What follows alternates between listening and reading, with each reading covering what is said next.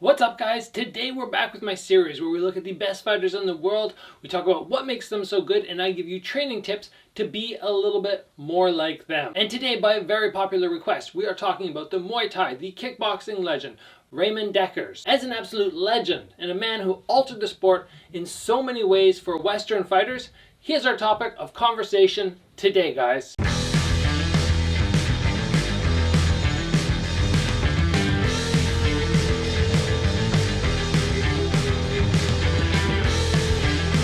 Alright guys, we're moving into Ramon Dekkers. Before we get right into all the things that make him so good, I want to talk quickly about Nicky Holtzkin. He fought just last weekend, and Ramon Dekkers was his trainer, his idol, and there's so many things that I mentioned in my breakdown of what make Nicky Holtzkin so good that he utilized perfectly against John Wayne Parr. Number one, the counter left hook that we talked about. That was looking scary sharp, especially with 4-ounce gloves that he had on. And number two, we talked about his ability to step outside the traditional Dutch kickboxing style and throw those spinning techniques. He landed an amazing spinning hook kick on John Wayne Parr, which scored him the knockdown and maybe helped ultimately get him that victory. Anyways, I just felt a shout out to Nicky was in order because such an amazing fight, and he was a student of Ramon Dekkers, who we're talking about today. Before we get fully into the content, guys, do me a favor, give the video a like. If you haven't already, get subscribed, and let's move on to point number one, where I want to focus on Dekkers' combo ability. Now, because he was more of a Muay Thai fighter for a long period of time, he was down in Thailand, competing against the guys who, move like this, throw a lot of single shots. Because that was the style he was up against, instead of fighting that same fight, single shot, single shot, single shot, his combo work was amazing. He would switch levels so fast between those hooks, attacking high and then moving down low, back to high, back to low. If he wasn't fighting against a lot of Muay Thai fighters, I don't know if this would have been as effective. But I love this aspect of attack from him, this offense that he brought, which the Muay Thai fighters weren't probably used to. And it gave him a real advantage, a real edge. Now we are going to talk in one of our next points about why he's able to initiate this combo work so well, but still be a good Muay Thai fighter. But you can note from some of the partner drills you see him doing right here, that he is just very explosive in his partner drilling. They're throwing lots of high volume combos. And this is something that I've always believed in when you drill in the gym. If you drill one, and you could drill like that, that's how you're going to fight. And if you are a fighter who thrives in that aspect, you like to hit and then readjust, make sure you're not going to get hit. You throw another one, you readjust, you make sure again you're defensively safe. If that works for you, you like sticking to the basics, you like sticking to individual shots, go for it. But if you want to be somebody who's more of a pressure fighter, when you get to the gym, don't work single shots. You need to get on the inside and work switching levels rapidly. The reason I like these rapid level switches is it's so much harder to block. If I see a single shot coming, all I have to decide is low or high. And a lot of times I can get away with just concaving my body. I break down the body on one side, now my head's covered and my body's covered. But when you start switching from side to side and level to level, it makes it so much easier to find that opening, because people have to start adjusting their arms or switching from side to side, which leaves them completely exposed somewhere. His combo work for back then and even now is pretty unparalleled. Really, he kind of looks like a Mike Tyson when he gets going on those hooks, except the scary thing is he's following up with kicks. He's not just forgetting about his legs as he does it. He's able to come up to there or switch and come up to the knee, puts the whole thing together. And if you want to see how to use this thing, again, just check out some of the clips of him drilling back and forward with his partner. This is the type of work that you need to do if you want to be more like Ramon Dekkers in his combination abilities. You just square up in front of a partner and you work, okay, I'm going to throw the combo. He goes on defense, maybe 1, 2, 3, 4, 5, 6, and then they throw at you. You do all the defense, you cover up, and you just work same combo, back and forward, back and forward. This type of Dutch style drilling is so useful if you want to get really good at long combination work. Alright guys, next I want to talk about his high guard. Now when we talked about Nicky, we did do a little segment talking about his guard, but I want to compare the difference between the two. Nicky's guard was hands come to the forehead, elbows stay really tight. Very good style, but your head does get jolted a tiny bit when your hands only come up to this level. What I love about what Ramon does is he utilizes his elbows. He lifts his hands so high that his elbows become a blocking point. When the elbows become a blocking point, now when people hit, it's not going to jolt you back in the head in the same way. The shots almost ricochet more off the elbows. There's a chance that the person is going to punch the elbows and actually hurt their own hand. And as I lift my arm up higher and higher, you can see the glove can start to protect more to the side and the back of the head. So instead of being like this, where the whole side of my head is exposed, I can come up to here and start protecting a lot more of my overall head. That's the only negative thing I have to say about Nicky's style, is when he's right in here and he's protected like this, you can't possibly protect your whole head. There's always openings. Whereas with Ramon's style, his whole head looks very, very secure, very covered to me, even from things like spinning elbows. It's very, very hard to land clean shots on him. The only downside is obviously your body is really, really open, so you need to be very good at switching levels very quickly, hollowing out, or just having a rock solid stomach, so if you do get hit to the body, it doesn't really affect you. I have talked a number of times, if you've checked out this channel, about utilizing the elbows for blocking. So if my hands are up here, instead of like Ramon does, where he has two hands come up, I actually like doing one arm at a time to get that elbow down the middle. And if you guys can see right towards me here, if I lift my elbow up, as long as I don't go straight like this, if I pull my elbow across, I've now blocked a hook, I've blocked any straight punches that are coming, and I've probably blocked uppercuts. So how do we get good at this? How do we drill this? Well, anytime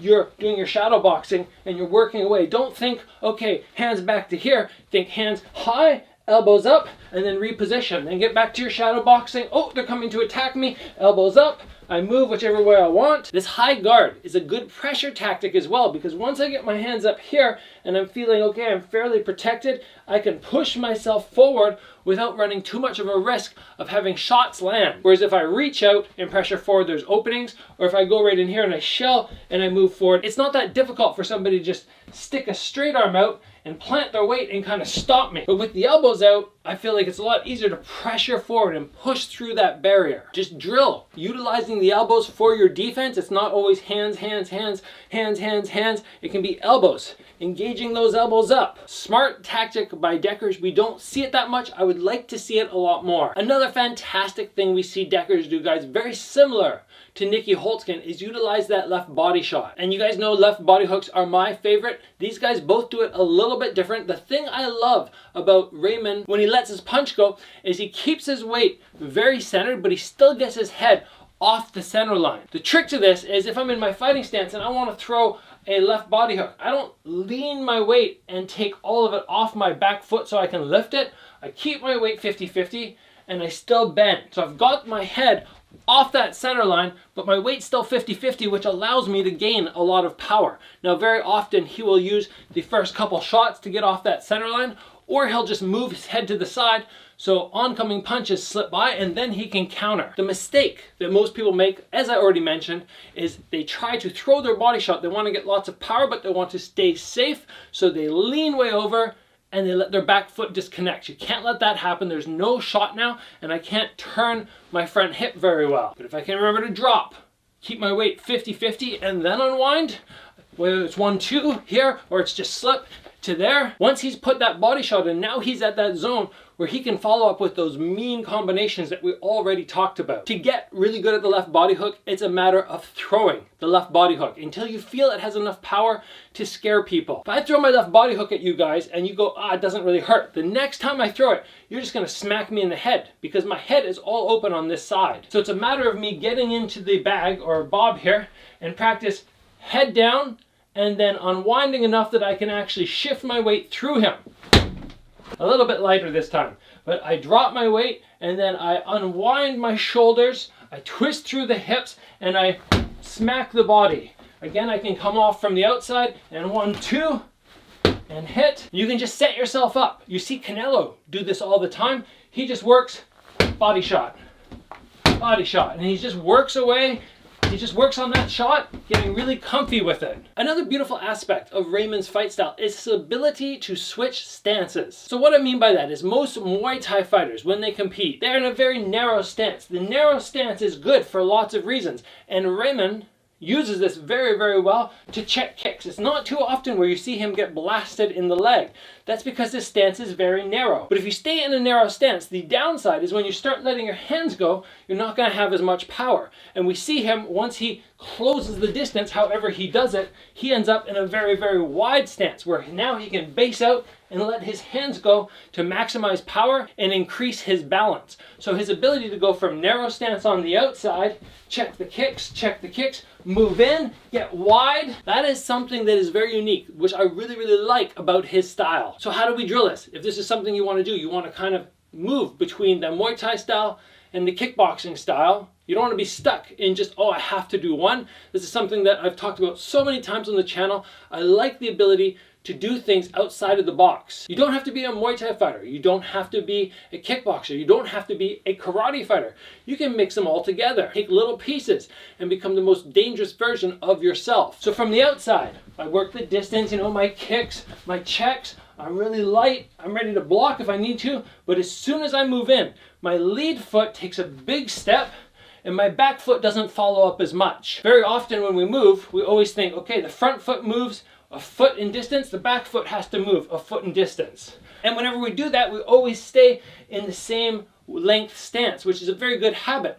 But we don't always have to do that. If I want to move to bob and I want to hit with power, I can step and end up in this wide stance if I need to. Especially if you are a power striker, this is a very good thing to get very proficient at, stance switching. And even with shadow boxing, even if you guys are at home right now and you want to think about doing this, think, okay, outside, single shots, narrow stance, just tapping away, and now big stance, bang hard, bang fast, back to narrow, touching, blocking, maintaining distance, move forward, deep down. You want to be able to transition between different styles, different tactics, to become your most dangerous version. I love this. I love it about Ramon Dekkers. It's the first thing I noticed when I started watching his videos. Looking at him going, okay, he's not like your average Dutch fighter who's in a stance where they just take a lot of low kicks. He checks a lot of low kicks, but from that wider stance, it's hard to get that check off. Something to think about, guys. Try and utilize it if you think it's something you are going to enjoy. And finally, guys, I want to talk about one of the scariest things about Ramon Dekkers, and that is the fact that he is almost relentless with his power. It's very rare to see him move up to somebody and kind of go, okay, tap, play around, throw a couple light shots. Everything he throws is powerful. It doesn't matter if he's out here banging in body kicks, or if he's in the clinch, throwing knees, or if he's in that tight range where he's powering fast and hard. Everything has power. Everything is scary. Everything gives the opponent pause to be, oh, he could hurt me here. He could put me out. Now, I see a lot of people at the gym taking a lot of rounds, whether it's bag work, pad work, shadow boxing, where they just they're kind of working like that. And if you're working on your technique, I think that's a great time to throw some light shots. But when you're in the bag and you're more advanced and you're not working on technique, or at least when I looked at Ramon Dekkers doing his bag work, his pad work, his partner drilling, it is all hard. It is fast. It is ferocious. And that's how he fights. That's how he's able to fight, because that is how his training is done. Remember, guys, you are going to be the way you train. If you train 50% speed, 50% power, it's going to be very hard to ramp it up to 100. You want to be like Ramon Dekkers. You want to be a tank that trucks forward, that throws shots really hard, that scares all your opponents. You need to train like that. Power and everything all the time, except for when you're drawing back a little bit and working on technical aspect of something. Aside from that, it's power, it's banging, it's scaring your pad holder, your partners, whoever, that, oh my gosh, this guy has ferocious power. Doesn't matter what distance he's at. Doesn't matter if it's out here, if he's moved into here, if he's in this position here where he's slamming in knees. Everything is attack, attack, attack with power, which means you also have to have very, very good conditioning. But guess what? That condition will rise super fast, very rapidly, when you start hitting things as hard as you can all the time. It's a tiring style, but it makes you in better and better shape. All right, guys, there are my 5 points that show you what makes Ramon Dekkers so amazing, with some tips to utilize in the gym to become a little bit more like him. If you guys enjoyed the video, make sure you share it, give it a like. If you haven't already, get subscribed. Train hard, guys. And I'll see you back here soon for another video.